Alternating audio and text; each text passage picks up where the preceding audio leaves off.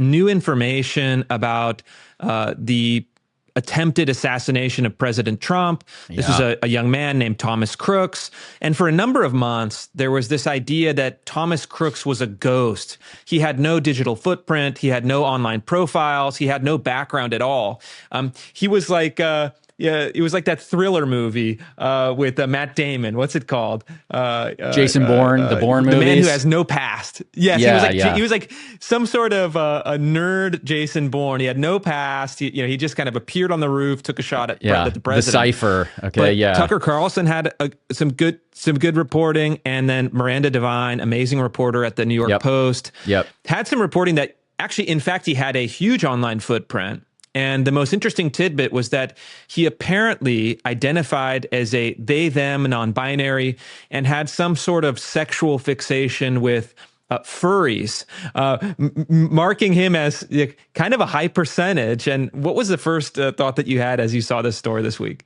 Well, I got Jack Posobiec too has been doing a ton of good work on this, and he pointed my attention to this online guy, Turkey Tom. Okay, Turkey Tom is this like streamer, I guess, or YouTuber, and he's done this like deep dive into Crooks and Lance Twiggs, his like they them partner. I don't know, when they were like nesting together, they were nesting. No, that's Tyler Robinson. Tyler Robinson. Oh, sorry. No, that's Tyler Robinson. See, I'm this is the problem. Like I'm crossing my wires here. Okay, but okay. So that was Tyler Robinson. But now this has Lomez, that is bigoted. That is discriminatory. Not all transgender furries they all are look the same to me. Okay, they all look the same to me. Transgender furry assassins are people too. They're people too. Okay. Yeah. Okay. Pardon me. They're just as American as every Somali fraudster. Well, okay. Come on. So then the Crooks thing. Pardon me. The fact that this guy had this online presence, the fact that he was on these like deviant art forums, he was looking at furry art of various kinds, like muscular. It was like muscular female bodies with like male heads or something like this. Very strange subculture. And okay, unfortunately, now serious point about this is you're pretending not to know all about it. I'm pretending not to know. Yeah. I'm pretending that I don't have a deviant art account. Okay, you know all about it. Yeah, I've been found out. So okay, serious point. Okay, serious hat time. The debate is like, is there some causal chain between the sort of deviant transsexual identity, what's called like trans ideology, and violence? Okay, do these things like go together? Is there some way in which being trans might lead to a kind of violent ideation that we're finally starting to see manifest in these various spectacles in our culture? And, there have been these shootings over the last several years. We had the Nashville Covenant. There was the one at the high school in Colorado. There was the Catholic school in Minnesota. We have, of course, Lance Twiggs and Tyler Robinson. And now is Crooks a part of this matrix as well? And, there's I think it was Project Oversight, which was the heritage follow-on to Project 2025, brought up this idea that there's like trans terrorism, that there is some causal connection between, trans and violence. And I think it was Roger Severino from Project Oversight who showed that, actually the rates of violence among these people is way out of proportion with their population. There was some quibbling about how you count mass shootings and what is the real number.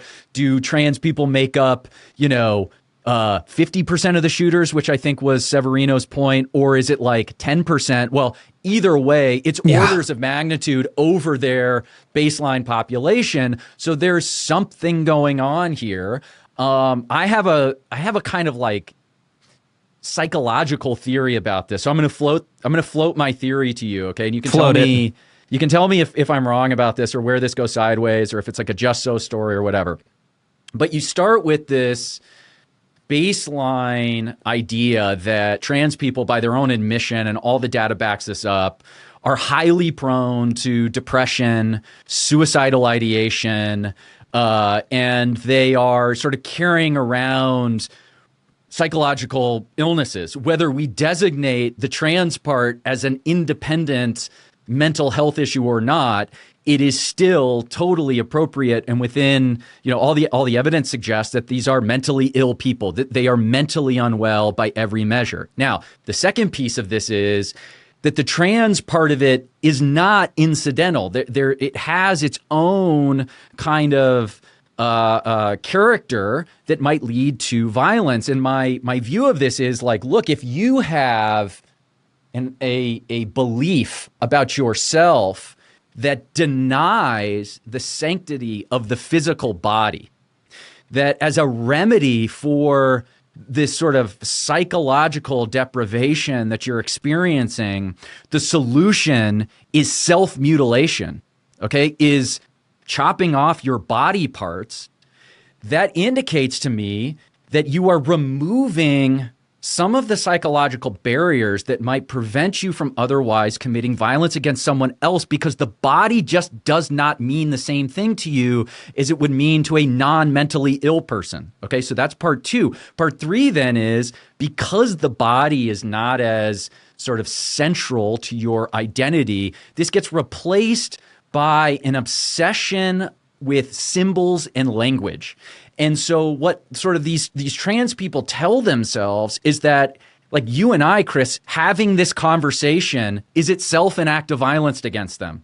If we refuse to use their pronouns, that is a kind of personal genocide, erasure of their being. Yes, and we are committing or are implicit in genocide. So now let's take that seriously. If you actually believe that, if you actually believe that this conversation is an act of violence against you, is an actual act of genocide against you, it is, in whatever bizarre way, still rational to then want to commit preemptive or defensive violence against the people who are talking about this, okay? Who are denying you this self-perception of being something other than what you are. Okay, now, the next piece of this is that these people then, they sort of segregate themselves in the subcultures, in these sort of depraved environments that have a kind of negative feedback loop and are just feeding them more and more ammunition